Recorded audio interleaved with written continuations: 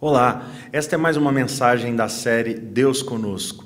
Esta série trata sobre o nascimento de Cristo Jesus.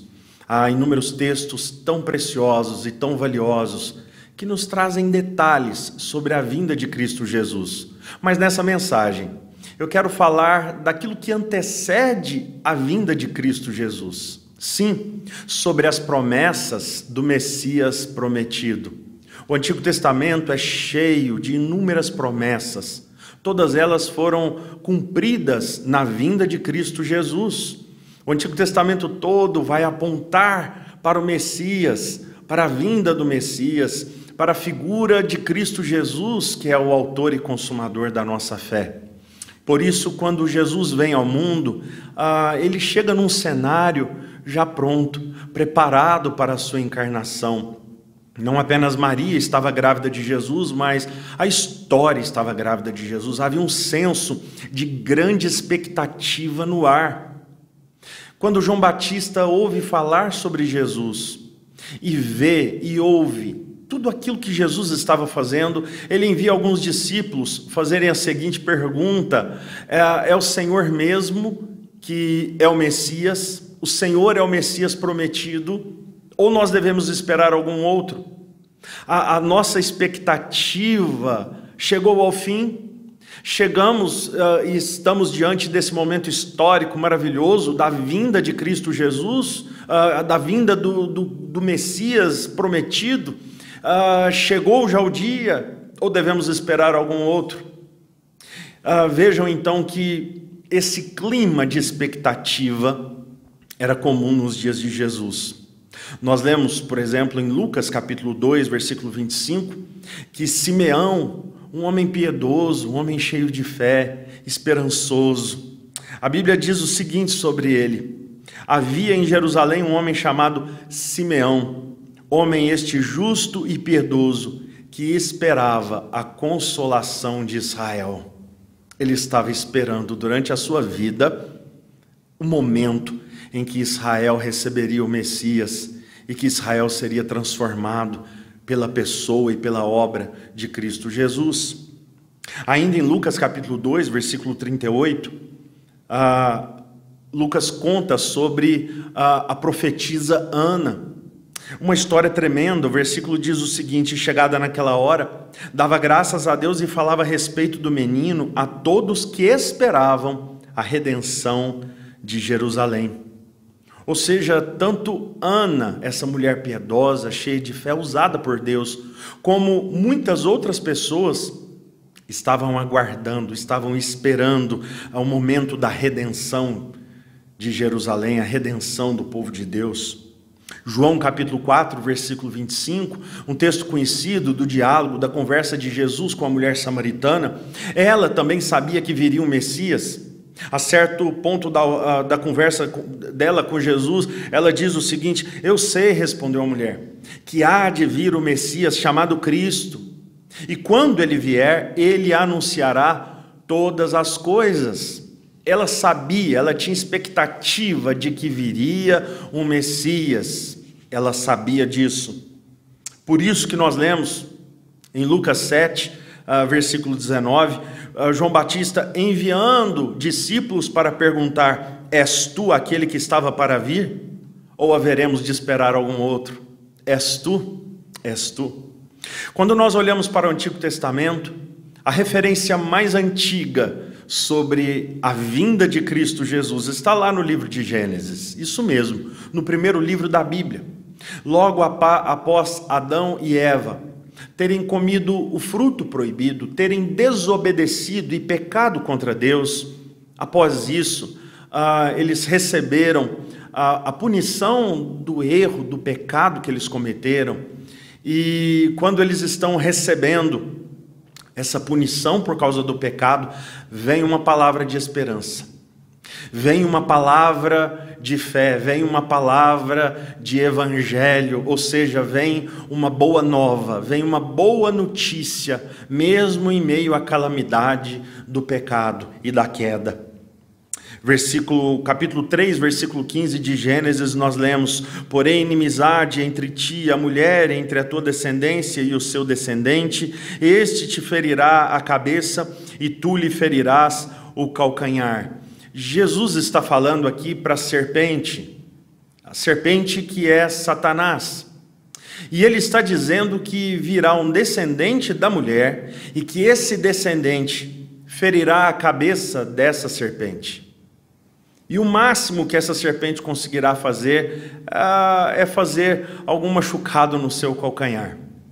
Essa mensagem, essa palavra para Adão, Eva, essa palavra de esperança dada ali no meio do caos, é uma palavra de esperança. É o início do Evangelho. É o florescer, é uma sementinha que está crescendo e florescendo sobre o Evangelho de Cristo Jesus. Sim, virá aquele descendente da mulher, virá este que ferirá de uma vez por todas o mal, o pecado, o poder das trevas. Virá aquele que de uma vez por todas triunfará sobre a morte, sobre o pecado e sobre o mal. Essa é a mais antiga referência sobre Jesus, ainda que de maneira muito difícil ainda de ser compreendida por aquelas pessoas que estavam ali ouvindo aquela mensagem, mas a palavra de Deus é assim. As profecias, elas vão sendo dadas de forma crescente. Por isso, com o passar do tempo, com o passar dos anos, as profecias vão aumentando, elas vão crescendo e elas vão aprofundando cada vez mais sobre o conhecimento de Cristo Jesus, o que ele viria fazer, quem era esse Messias, como ele viveria, como ele se portaria e para que ele viria, que é o mais importante de nós entendermos.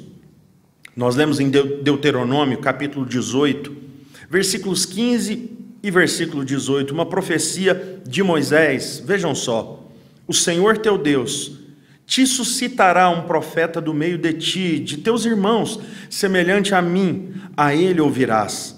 Suscitar-lhes-ei um profeta do meio dos seus irmãos, semelhante a ti, em cuja boca porei as minhas palavras, e lhes falará tudo o que eu lhe ordenar. Essa é uma profecia messiânica. Ela está apontando para Jesus Cristo, está olhando para muitos anos adiante.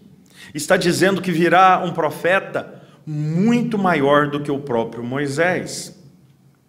Pedro e Estevão, eles vão confirmar que essa profecia de Moisés é referente a Cristo Jesus. Nós lemos e confirmamos isso no livro dos Atos dos Apóstolos, capítulo 7, versículo 37.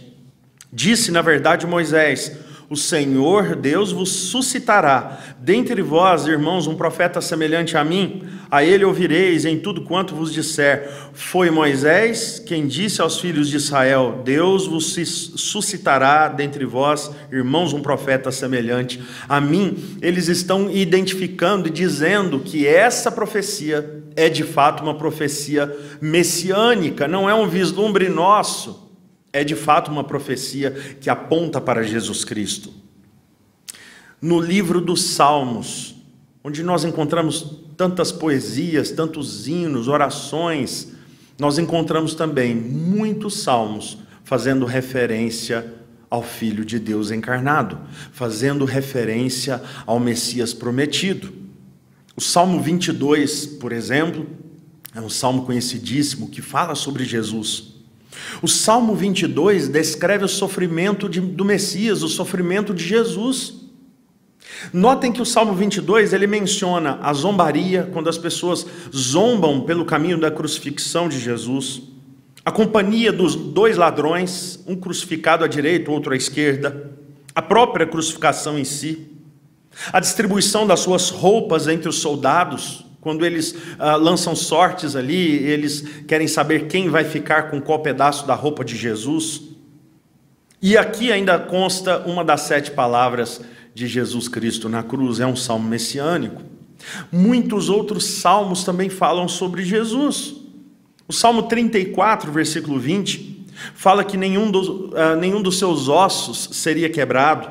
Salmo 40, versículo 6 até o versículo 8, fala da sua disponibilidade em fazer a vontade de Deus, tendo em vista que os sacrifícios, as ofertas, não resolveriam o problema do pecado, apenas o sacrifício perfeito de Jesus Cristo.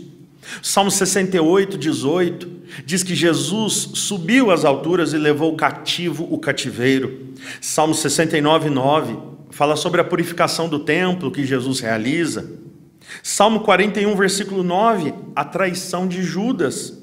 Salmo 69, 5, a morte de Jesus. Salmo 109, 8, a sua substituição, né, pelo colégio apostólico. Salmo 78, 2, o ensino de Jesus através de parábolas, como ele ensinaria seus discípulos. O 110, de 1 a 7, que ele se assentaria à destra do Pai, à destra de Deus, e colocaria todos os seus inimigos debaixo de seus pés. 118, versículo 22, a pedra que os construtores rejeitaram, essa veio a ser a principal pedra, a pedra angular, e depois Pedro vai escrever sobre isso também. Então veja só, o livro dos Salmos é um livro messiânico em muitos aspectos. Vão apontar, vão falar sobre Cristo Jesus em muitos aspectos da sua vida. O livro de Isaías também é um livro profético. O livro de Isaías contém profecias maravilhosas sobre Cristo Jesus. E nós podemos ver, inclusive, detalhes impressionantes que foram escritos há mais de 700 anos antes do nascimento de Jesus. Nós lemos no capítulo 7, versículo 14, que a virgem conceberia e ela daria à luz a um filho cujo nome seria Emanuel, que quer dizer Deus conosco.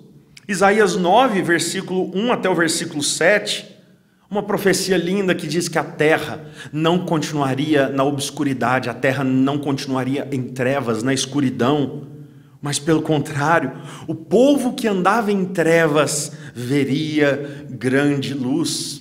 Aqueles que estavam andando, vivendo na sombra da morte, viriam a grande luz dos céus, que é Jesus Cristo. Isaías 11, versículo 1 a 5, que do tronco de Jessé, da família de Jessé, sairia um rebento, e de suas raízes um renovo, sobre o qual repousaria o Espírito Santo de Deus.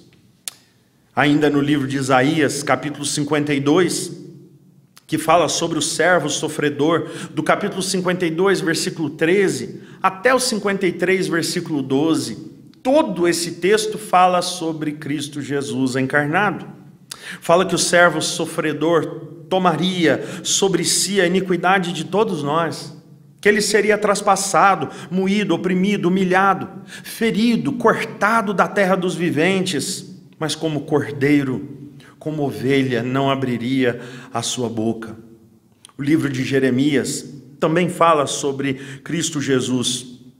O livro de Jeremias, por exemplo, no capítulo 31, versículo 15, vai descrever o choro, a comoção irreversível em Ramá, que significa, se aplica àquele massacre que acontece dos inocentes, das criancinhas, ordenado por Herodes, algo tão terrível naqueles dias que acontece.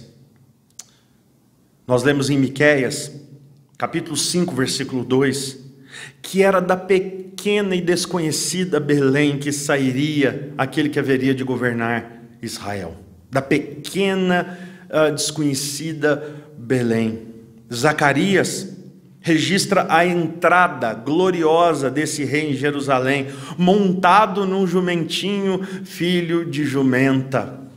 Todas essas profecias, elas vão acontecer na pessoa de Cristo Jesus.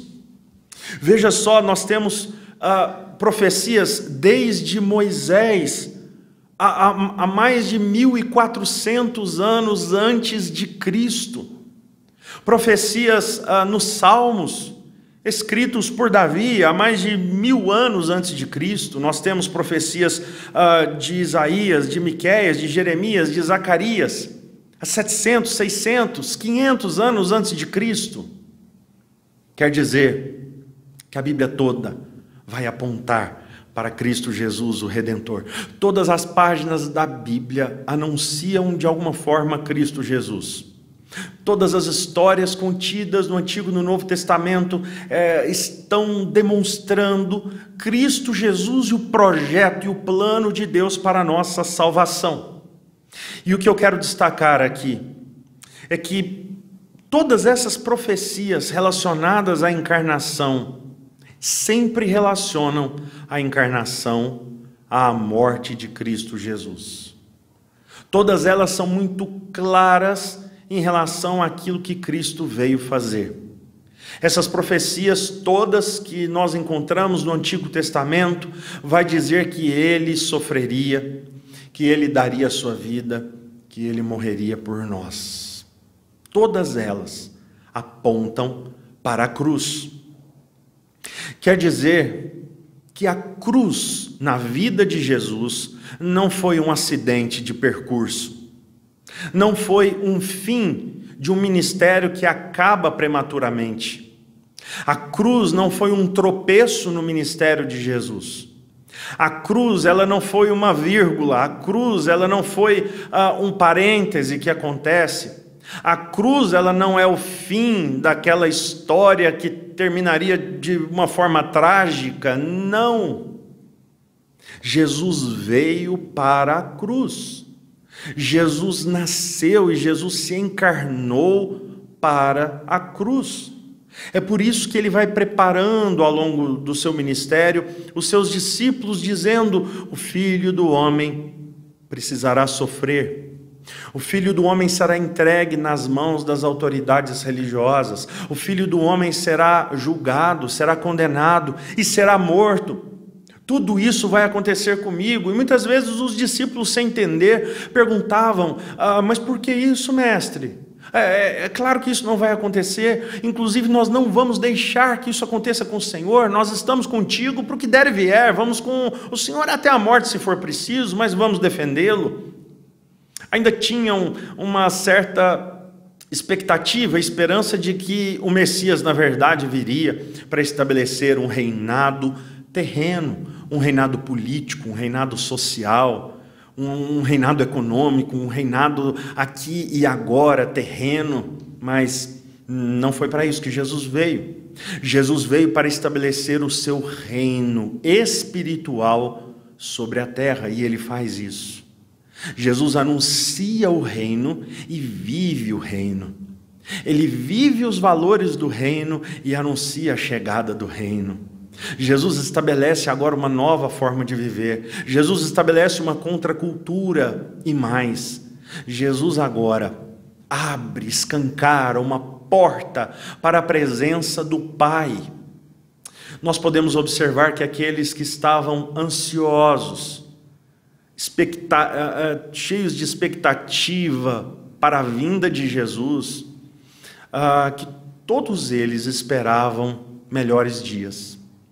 Todos eles esperavam redenção, esperança, salvação. Todos eles esperavam algo bom, algo transformador e algo tremendo. E foi isso que Jesus veio trazer. Jesus veio abrir os olhos daqueles que espiritualmente estavam cegos. Jesus veio libertar aqueles que espiritualmente estavam oprimidos. Jesus veio trazer esperança para aqueles que não tinham esperança alguma para viver ou para morrer. Jesus veio trazer identidade a um povo perdido. Ele veio trazer sentido para a vida. Ele veio trazer plena alegria para nós. E ele faz isso através da sua morte. É impressionante que o Messias vem para nos trazer vida através da sua morte. É sobre isso que tratam quase todas, ou a maioria dessas profecias do Antigo Testamento. Falam sobre vitória, falam sobre esse Messias que vem, esse Messias que trará a paz, esse Messias que trará a luz, mas esse Messias que precisará passar pela morte. Quando ele morre, ele paga a nossa culpa, ele paga pelo meu pecado, pelos seus pecados. Ele está nos salvando e nos livrando da justa ira de Deus o Pai. Ele está fazendo aquilo que foi dito a Adão e Eva lá no jardim que ficava no Éden, quando eles pecam, quando eles desobedecem a Deus. Ali, na cruz do Calvário, Jesus estava cumprindo aquelas profecias, Jesus estava morrendo pelos seus filhos que pecaram, pelos seus filhos que caíram, pelos seus filhos que andavam em trevas, mas que agora podem ser aproximados de Deus o Pai, por um novo e vivo caminho. E esse novo e vivo caminho é Cristo Jesus, o qual Ele fez dando a sua própria vida, pela sua própria carne. É por isso que essas profecias estão relacionadas não apenas com a encarnação, mas com a morte de Jesus. O significado do nascimento é o sacrifício. Jesus nasce para dar a sua vida por nós. Natal é esperança. Natal é esperança para um mundo perdido. Natal é esperança para aqueles que andam nas trevas. Natal é esperança para aqueles que estão tristes, amargurados, decepcionados com a vida. Natal é para aqueles que se sentem sós. Natal é para quem precisa de libertação, de salvação. Natal é para aqueles que precisam de transformação para o agora e para toda a eternidade. Essa é a mensagem do Natal. O Deus conosco traz uma mensagem surpreendente de salvação e de vida eterna. Medite nessas palavras e que você possa ser transformado por elas e que você possa abençoar pessoas também através delas. Eu quero orar com você. Senhor, obrigado pelas profecias maravilhosas que nós encontramos em todo o Antigo Testamento. Profecias que falam sobre a vinda de Jesus Cristo e que de fato aconteceram, todas elas, conforme foram profetizadas. Eu quero te louvar porque nenhuma palavra do Senhor cai por terra, nenhuma promessa do Senhor é deixada de lado. Cristo Jesus cumpre todas as promessas messiânicas. Tudo aquilo prometido sobre Cristo, sobre o Messias, se encerra na pessoa e na obra de Cristo Jesus. De forma que aquelas pessoas que viveram naqueles dias com Jesus, tiveram seus olhos abertos, muitas delas perceberam isso, que Cristo Jesus é o cumprimento daquelas profecias. Hoje nós somos agraciados, porque nós temos nas nossas mãos a história, o Evangelho, tanto as profecias como o cumprimento delas, e muitas outras novas profecias sobre a segunda vinda de Cristo e sobre aquilo que o Senhor tem feito e fará em nós. Quero te agradecer e te louvar, porque Natal é tempo de esperança, porque Cristo Jesus é a nossa esperança. Natal é tempo de paz, porque Cristo Jesus é a nossa paz. Natal é tempo de libertação, porque Cristo veio para nos libertar. Natal é tempo de restauração, porque Cristo veio para restaurar todas as coisas. Portanto, nós te louvamos e nós celebramos o Natal nesse mês de dezembro, não simplesmente por causa de circunstâncias que nós estamos vivendo, muito pelo contrário, vivemos um ano tão atípico e tão difícil, ansiamos por dias melhores. A nossa expectativa, a nossa celebração não vem das circunstâncias que nós vivemos. A nossa expectativa, a nossa alegria, a nossa paz está em Cristo Jesus, naquilo que Ele fez, na sua morte, na sua ressurreição, na vida que Ele nos trouxe. Abra os olhos daqueles que estão, ó Deus, talvez ouvindo essa mensagem e talvez precise entender de maneira mais profunda o que Cristo veio fazer aqui. Que eles possam se alegrar juntamente comigo, ó Deus, sabendo que Cristo Jesus veio para nos livrar da tua ira santa, necessária e correta, e nos aproximar de ti num novo e vivo relacionamento, onde agora somos teus filhos e filhas, gente chegada à sua família, e agora podemos ter comunhão plena com o Senhor, hoje e para toda a eternidade. Portanto, ó Deus, alegra o nosso coração com essas palavras, e que o Senhor possa nos encher de ti mesmo, em nome de Cristo Jesus que nós oramos. Amém. Deus abençoe a sua vida, Deus abençoe a sua casa e que você possa continuar neste mês celebrando a encarnação de Cristo Jesus, celebrando a salvação, celebrando fazer parte da família da fé, celebrando fazer parte da família de Deus, Cristo Jesus, o nosso Redentor. Deus te abençoe, fique na paz.